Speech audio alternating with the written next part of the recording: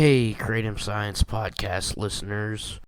I have an update on a news item from episode 93 that was posted on December 8th, 2022. I opened the news show about a man named Marshall Price from Arkansas, where Kratom is illegal. He was sentenced for 10 years for possessing 200 grams of Kratom.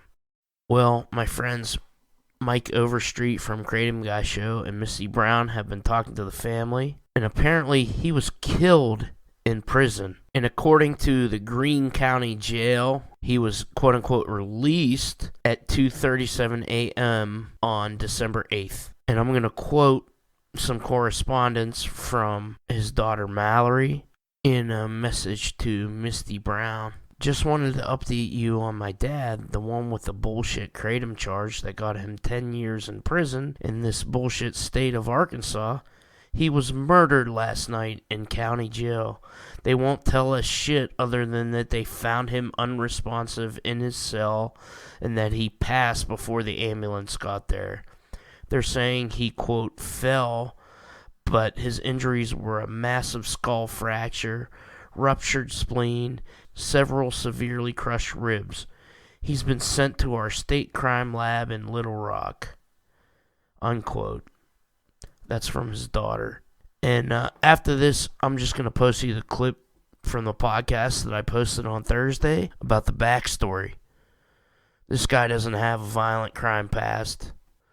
And the guy that prosecuted him recently blocked Damien Echols from introducing DNA evidence into his murder charge from the West Memphis 3 from the documentary Paradise Lost.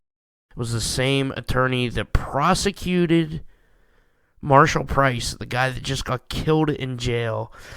He not only prosecuted this guy that had 7 ounces of Kratom on him, but he put out a press release celebrating it and patting himself on the back and his lawyers for stopping drug trafficking, because over 200 grams is an automatic drug trafficking charge of Kratom in the state of Arkansas where it's illegal. This is some bullshit. Fuck the drug war. This is what it does to families. If you're for prohibition, this is what you want. You want to hurt people. And fuck you. And our condolences go out to Marshall Price's daughters and his other family and friends and everybody who knew the guy. We know he didn't deserve this, and we're focusing on finding out what happened. And here's the backstory that I posted as part of Kratom Science Podcast episode 93 that was coincidentally released the same morning, December 8th, 2022, that Marshall Price died. This first story, you can find it on KratomScience.com. Headline is, Arkansas man sentenced to 10 years for, quote, trafficking Kratom. On November 16th, Greene County Circuit Court in Arkansas sentenced a man to 10 years in prison for carrying Kratom. Arkansas classified Kratom a Schedule I substance in 2015, making it just as illegal as heroin, methamphetamine, and cocaine. In 2021, Greene County Police pulled over Marshall Ray Price, 46. Police claim Price was driving with broken taillights. They also claim Price gave consent to search the vehicle. The search, according to court documents, turned up, quote, in excess of 200 grams, unquote, of Kratom, which classifies the charge as felony trafficking in Arkansas. 200 grams, about 7 ounces, may be a 1 to 2 month supply for a moderate Kratom consumer. Price's family claims the Kratom was for personal use only. In Facebook comments on the story by Region 8 News, Price's daughter Mallory Hobbs posted, "He never deserved 10 years for simple possession of a tea plant.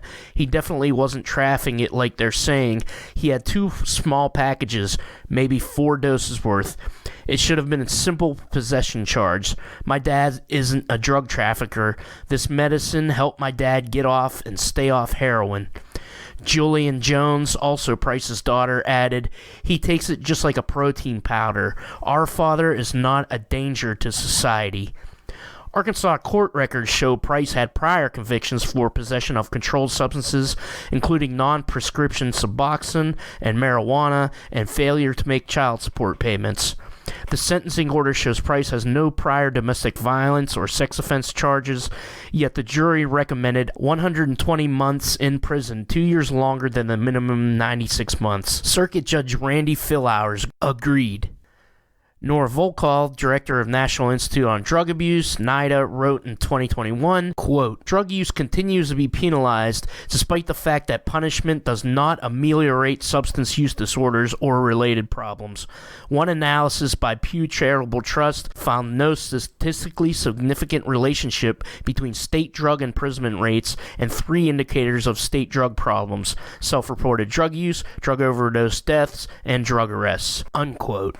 In this case, the jury also found Price guilty of driving on a suspended license. The jury found him not guilty of driving with defective improper tail lamps, calling into question the reason police gave for the stop. A motion by the defense suggests there is some question as to whether Price truly gave consent to a vehicle search.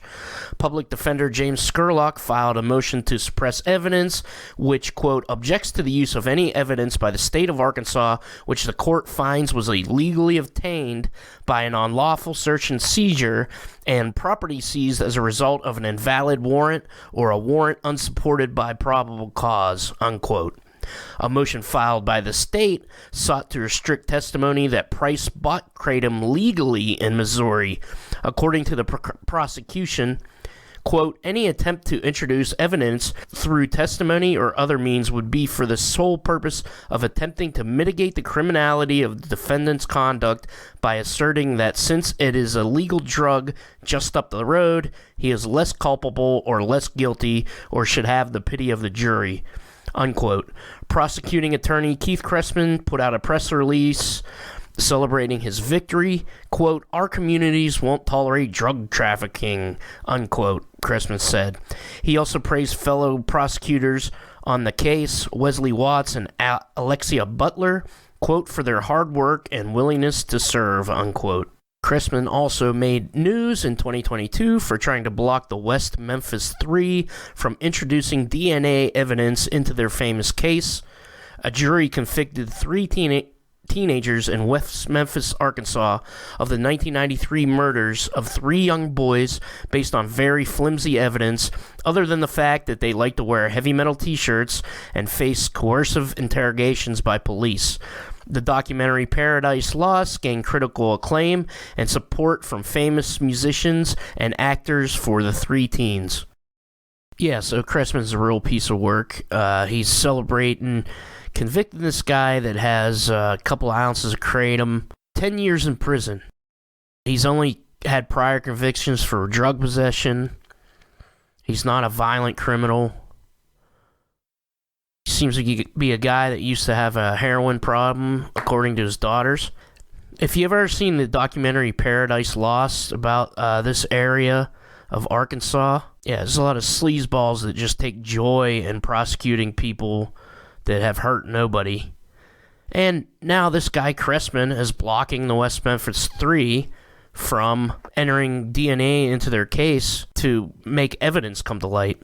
So people that are for prohibition never seem to give a fuck about evidence, especially they just want to hurt other people. That's part of what they want to do. These groups that are for kratom prohibition, they just want to hurt people.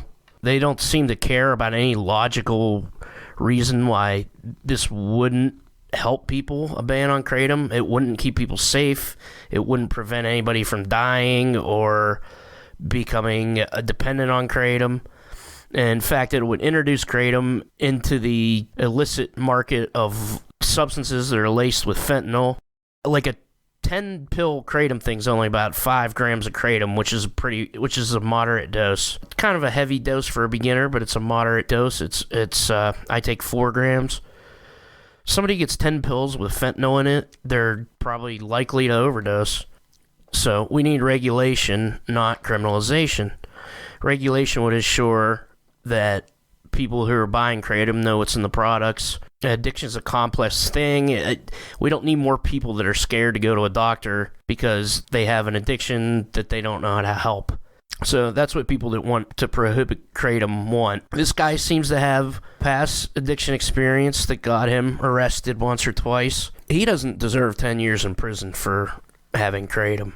I believe his daughters when they say he wasn't trafficking it. So this guy, Marshall Price, I've been talking to Mike Overstreet from the Kratom Guy show, the other podcast. You guys should listen to it. He's in contact with the family. I sent him some of the court records that I got for this article. So they're working on, it seems like the cops might not have gotten consent to search the vehicle, and they use this broken taillight thing as an excuse. So if they get a hold of maybe the police cameras and stuff, I don't know if this could be appealed. This guy doesn't seem like a rich man. Money buys justice in this country. It's fucking disgusting. That's just the way it is. We all know it. It's all fucking obvious. You're not hiding anything by convicting this guy and then putting out a press release to celebrate it. This Chrestman guy is a fucking slime ball. Piece of shit. I don't know what the culture is there, but I know some people from Arkansas, and it sure as hell got nothing to do with them. These guys take joy in just putting people in prison that don't deserve to be there. They're just disgusting people. This Chrestman is a disgusting fucking person. And there's just no rational argument for banning substances. Nora Volkov, head of NIDA, is now saying, I mean, just the data is in about that. The social science data that, and this is a perfect example, arresting people and putting them in jail for substance possession doesn't help anyone in the long term, short term. I mean, if this guy had some kind of Kratom addiction, he should be getting medical attention. I don't know if he had that or not. You can't diagnose addiction on the internet or based on even how much of a substance somebody does. Addiction's a complex thing. It's caused by trauma. It's not caused by drugs. That's why people become addicted to gambling and shopping and video games and sex and food, things that we all do, but there's a reason we don't become addicted and other people do. So it's just a stupid, idiotic way of dealing with things, banning everything like they're going to go away. People that want to ban things are doing it because it hurts people. They're not stupid. They're all adults. They know it hurts people. They can look at the information just like we can. It's not based on any kind of science or rational thinking.